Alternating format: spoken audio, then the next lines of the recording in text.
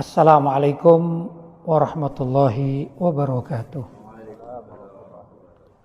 Alhamdulillah, wassalatu wassalamu ala rasulillah Sayyidina Muhammad ibn Abdillah wa ala alihi wa sahbihi wa man wala wa la hawla wa la quwata illa billah, amma ba'd. Hadratul mukarramin, ma'asyiral habaib al-fudala, ma'asyiral asatidzah al-kurama, tuan-tuan dan puan-puan yang dirahmati oleh Allah, wabil khusus akhina fillah walillah al-Ustadz Al-Habib Najmuddin Al-Khairit. Mudah-mudahan beliau senantiasa diberi kesehatan dan juga dipermudah dalam segala urusannya, agar senantiasa bisa mendampingi kita untuk menuntut ilmu agama Allah Subhanahu wa taala. Tuan-tuan dan puan-puan yang dimuliakan oleh Allah, hari ini kita masih berada pada bulan Rabiul Awal, sudah hampir penghujung. Mudah-mudahan kita juga mendapatkan rasa cinta dan mahabbah kepada junjungan kita Nabi besar Muhammad sallallahu alaihi wasallam. Mencintai Nabi adalah suatu kewajiban bagi kita umat Islam. Apa yang jadi dikaji di dalam pelajaran yang sejak awal disampaikan oleh Al-Mukarram Al-Ustadz Al-Habib Najmuddin, itu hakikatnya adalah ajaran yang dulu diajarkan oleh Nabi kita Muhammad sallallahu alaihi wasallam. Ada yang berupa hadis-hadis, ada juga yang berupa nukilan hadis, tapi ada juga yang berupa intisari dari ma'anil ahadits, yaitu pemahaman terhadap hadis-hadis. Tentunya di dalam bab ini juga diambil dari dalil-dalil Al-Quranul Karim. Tapi bagaimanapun juga Al-Quran itu sampai kepada kita juga lewat Nabi Muhammad sallallahu alaihi wasallam. Kita jadi baca kitab fikih, kemudian kita baca kitab Al-Adhkar, nasihat-nasihat atau bacaan-bacaan yang terbaik dalam waktu ke waktu yang dikarang oleh Imam Nawawi. Itu sebenarnya tidak lepas dari apa yang telah disampaikan dari lisan Nabi Muhammad sallallahu alaihi wasallam. Hanya saja para ulama itu mengambil dari apa yang pernah disampaikan oleh beliau Nabi Muhammad sallallahu alaihi wasallam itu sesuai dengan pemahaman dan bagian yang bisa dikaji, diambil, kemudian dirapikan sedemikian rupa, menjadilah ilmu yang sangat mudah untuk dipelajari secara sistematis. Begitu ya. Seperti Imam Syafi'i radhiyallahu taala anhu. Dalam mazhab Syafi'i itu kira-kira mengambil sumbernya dari mana ya? Ya dari Al-Quran dan hadis Nabi Muhammad sallallahu alaihi wasallam. Bukan karangan Imam Syafi'i radhiyallahu taala anhu, enggak, tapi itu ijtihad yang diambil, dinukil, dipahami dari sumber Al-Quran dan hadis.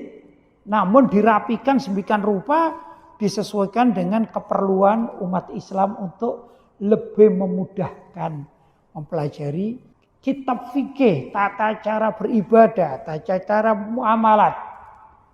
Muamalat semacam jual beli, sewa menyewa.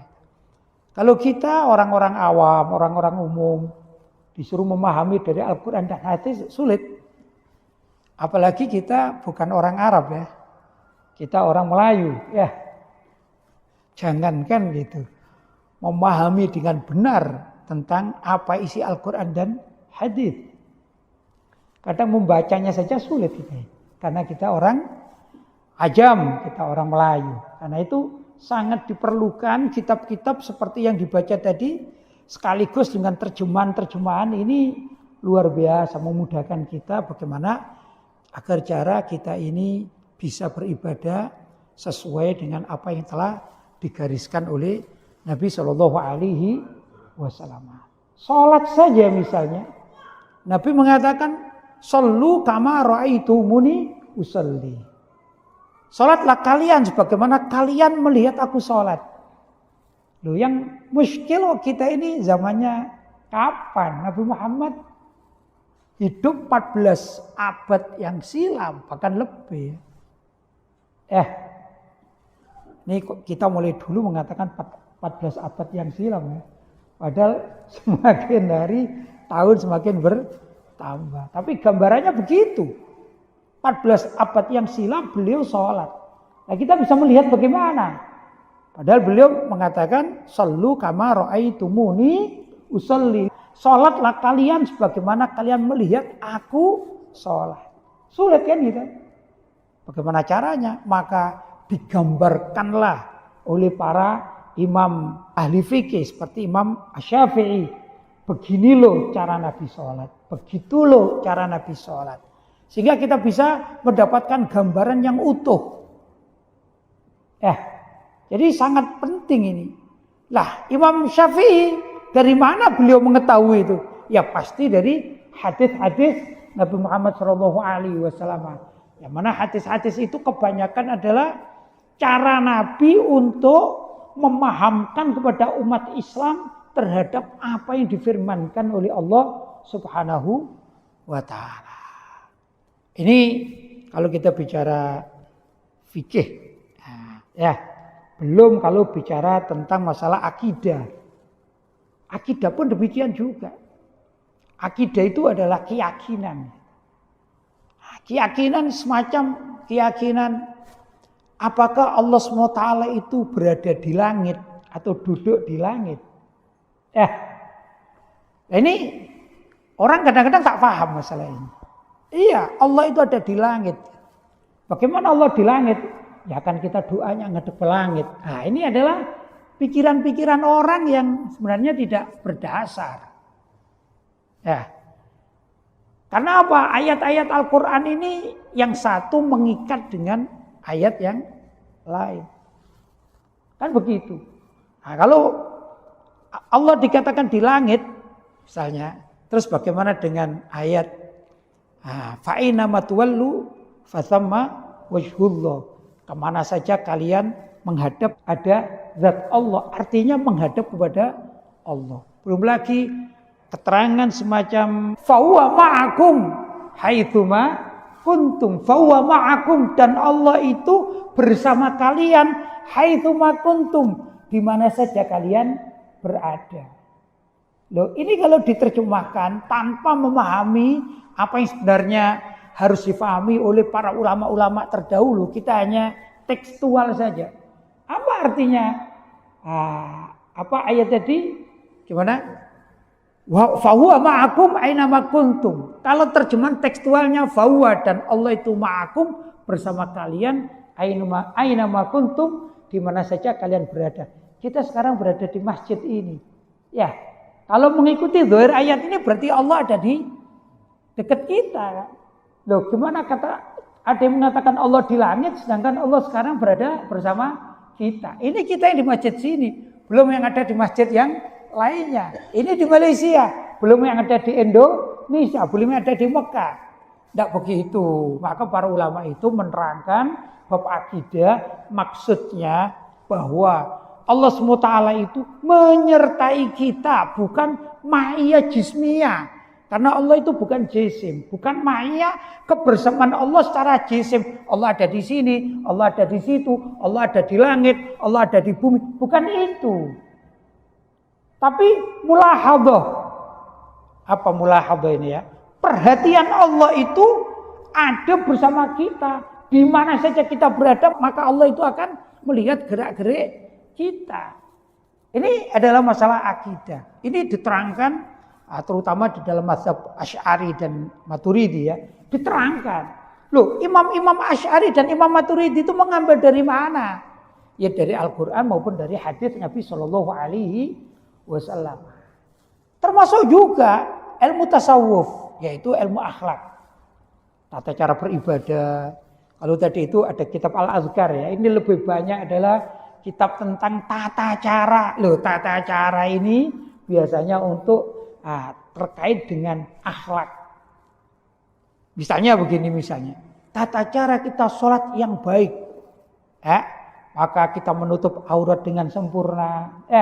Dengan sempurna itu kalau saya gambarkan orang laki-laki ini ya. Ya pakai peci, pakai baju yang sempurna, menutup semuanya, badannya kecuali wajah dan telapak tangan. Sama dengan perempuan di dalam sholat. Walaupun wajib ini ya, yang wajib menutup aurat laki-laki mana? Cuman baina surra war rukbah, antara pusar dan lutut. Jadi sebenarnya kalau dari segi sah tidak sah, orang sholat itu hanya menggunakan sarung tanpa baju itu sah. Asalkan sudah menutup pusar dengan lututnya sah. Tapi menjadi tidak sopan kan? Ya, tidak punya akhlak kalau menghadap Allah seperti itu. Nah, kapan bisa menghadap Allah seperti yang wajib saja? Mungkin tatkala orang di penjara. Atau dalam keadaan sakit, dalam keadaan darurat. Itu baru namanya darurat. Tapi kalau kita yang sehat, kita yang sempurna harus bagaimana? Ya harus dengan akhlak. Kalau aurat ibu-ibu atau wanita, kalau dalam sholat kan sudah jelas, yaitu semua tubuhnya kecuali wajah dan telapak tangan. Ternyata sama dengan laki-laki. Cuman kalau ibu-ibu itu hukumnya wajib, kalau bapak-bapak hukumnya sunnah untuk menutupi aurat yang selain wajib tadi itu. Di dalam pembahasan fikih ada istilahnya tajdidul wudu. Sunnah untuk memperbarui wudu. Misalnya kita ini sholat maghrib. Kemudian sebelum sholat maghrib kita berwudu. Setelah itu kita sholat dan selesai, kemudian menunggu isya. Setelah adzan isya, ternyata kita masih punya wudu milik maghrib. Apa yang disunahkan? Kita belum batal ini ya. Yang disunahkan adalah hendaklah kita mengulangi wudu walaupun kita belum batal. Namanya tajdidul wudu. Memperbarui wudu walaupun belum batal. Kalau sudah batal hukumnya wajib. Kalau tidak batal hukumnya sunnah. Di dalam ajaran tajdidul wudu ada suatu hal yang aneh barangkali ya, tidak lumrah kalau kita pelajari dengan seksama itu. Ini laki-laki ini. Tatkala habis membasuh wajah, kemudian membasuh tangan, kemudian membasuh rambut kepala. Nah, bagi orang yang berpeci, bagi orang yang menggunakan imamah gitu ya, itu sunnahnya tidak perlu dibuka. Cukup air wudu itu diusapkan di imamahnya. Padahal membuka kan mudah ya. Kemudian kaki sebagaimana umumnya yaitu wudu. Pertanyaannya kenapa kok tak perlu membuka imamah? Karena rambut laki-laki itu di hadapan Allah adalah aurat. Kalau di hadapan manusia sesama laki-laki bukan aurat.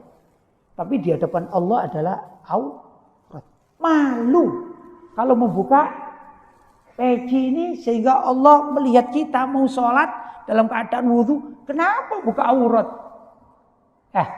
Maka ajaran tasawuf walaupun itu adalah fikih tapi ada nilai tasawufnya, akhlaknya.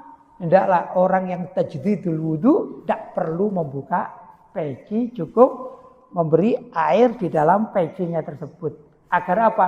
Tidak banyak membuka aurat di hadapan Allah Subhanahu wa ta'ala.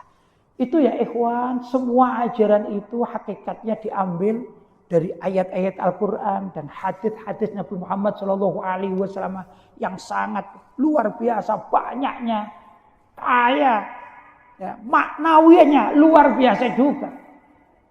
Karena itu dikatakan Imam Busiri wa kulluhum. Itu ulama-ulama zaman dahulu kala, salaf-salaf kita ini semuanya wa kulluhum min rasulillahi multamisun. Mereka mengambil dari ajaran Rasulullah sallallahu alaihi wasallam gharfan minal bahri au rashfan minad diyami. Gharfan, secedok dari lautan ilmunya Nabi Muhammad sallallahu alaihi wasallam, atau sepercik dari hujan derasnya ilmu Nabi Muhammad sallallahu alaihi wasallam. Itu para ulama-ulama salaf itu seperti itu, dinilai sebagai apa? Percikan atau satu gayung dari lautan ilmu Nabi Muhammad sallallahu alaihi wasallam.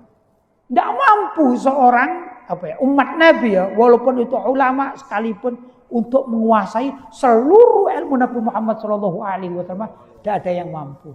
Maka para ulama itu kalau dikumpulkan satu persatu semuanya ilmu-ilmunya yang kitabnya sudah tertulis, ini berapa jilid ini ya? Wah, sudah banyak sekali ini. Ini mengandung makna bahwa itulah sebenarnya adalah khazanah ilmu yang dulu diambil dari baginda Nabi Muhammad sallallahu alaihi wasallam. Dulu saat perang salib, pernah terjadi perang salib ya di Konstantinopel itu ya. Nah, itu ada riwayat di sana. Umat Islam, memang umat Islam itu kalau diperangi secara fisik, insya Allah tidak kalah di dunia ini. Umat Islam ini ya sulit dikalahkan. Tapi masalahnya umat Islam itu kalah kalau dalam ghazwul fikri, perang pemikiran. Nah, kita kadang-kadang mengikuti alur orang-orang kafir dalam berpikir, dalam kebiasaan, adat istiadat. Nah, itu biasanya kalah kita. Tapi kalau kita diajak perang, insya Allah di dunia ini sampai sekarang umat Islam tidak kalah 100% itu. Peperangan di mana-mana ini umat Islam masih muncul saja. Termasuk di Palestina ini yang luar biasa, pembunuhan besar-besaran, tapi masih ada pemuda-pemuda Islam ini yang hanya bawa batu melawan orang yang bawa senjata-senjata berat, ya orang Israel. Tapi kan tidak punah umat Islam. Itulah umat Islam. Namun ya ikhwan, yang jadi masalah tatkala umat Islam ini yang dibunuh adalah ilmunya, akhlaknya yang dibunuh, yang diperangi. Di situ umat Islam mulai bimbang gitu. Nah, zaman perang salib itu pernah dirampaslah kitab-kitab umat Islam. Zaman itu dirampas oleh lawan, yaitu orang-orang Kristen ya waktu itu ya. Ada Ratu Isabella, ada juga ya, ada Raja Philip juga, ada beberapa. Itu kan 200 tahunan ini perang ini terjadi itu ya. Yang ingin saya sampaikan ini bahwa kitab umat Islam saat tersebut punyanya ulama-ulama itu diambil semuanya. Semuanya diambil, dirampas dan dibuang ke lautan. Ini ada yang meriwayatkan bahwasanya karena banyaknya kitab yang dibuang ke lautan itu seakan-akan menjadi dermaga, tempat kapal atau perahu bersandar. Kira-kira seberapa banyak itu kitab yang dihancurkan oleh musuh Islam. Tapi alhamdulillah ya ikhwan, masih banyak istilahnya makhtutot. Makhtutot itu tulisan-tulisan tangan para ulama yang tidak ikut, sehingga sekarang masih bisa dicetak dan sekarang sudah mulai banyak lagi. Ya, makhtutat itu adalah kitab-kitab ulama yang dulunya belum sempat dicetak, tapi dibawa oleh perorangan. Ada keluarganya dibawa, ini warisan ini dan lain sebagainya, makhtutat. Begitulah ulama-ulama kita, dan semuanya itu hakikatnya ilmu itu diambil dari lautan ilmu Nabi Muhammad atau derasnya hujan dari ilmu Nabi Muhammad sallallahu alaihi wasallam. Tadi wa kulluhum min rasulillahi multamisun gharfan minal bahri au rashfan minad diyami. Karena itu sudah sangat benar kalau kita ini mengambil dari lautan ilmu para ulama, yang para ulama itu adalah secumplek dari lautan besar ilmu Nabi Muhammad sallallahu alaihi wasallam. Kalau kita tidak ngambil bagian dari ilmu itu, sungguh sangat rugi kita sebagai umat Nabi Muhammad sallallahu alaihi wasallam. Kita besok-besok di padang mahsyar itu akan berebut payung atau naungan dari Nabi Muhammad Shallallahu Alaihi Wasallam. Dikatakan ini dalam syair wan nur yahdil hairina diyauhu wa fil hasyri billul mursalina liwauhu. Wan nur, Nabi Muhammad itu nur, cahaya Nabi Muhammad itu.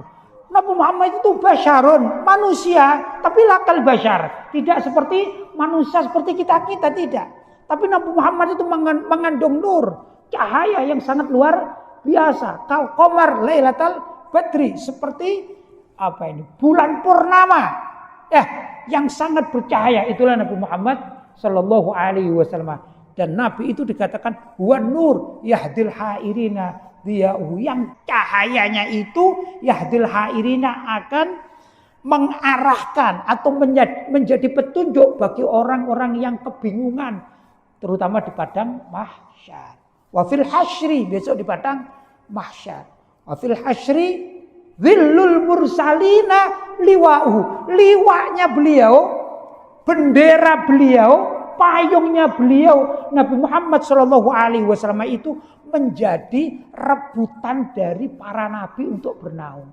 Para nabi itu mau minta bernaung di dalam payungnya Nabi Muhammad Shallallahu Alaihi Wasallam.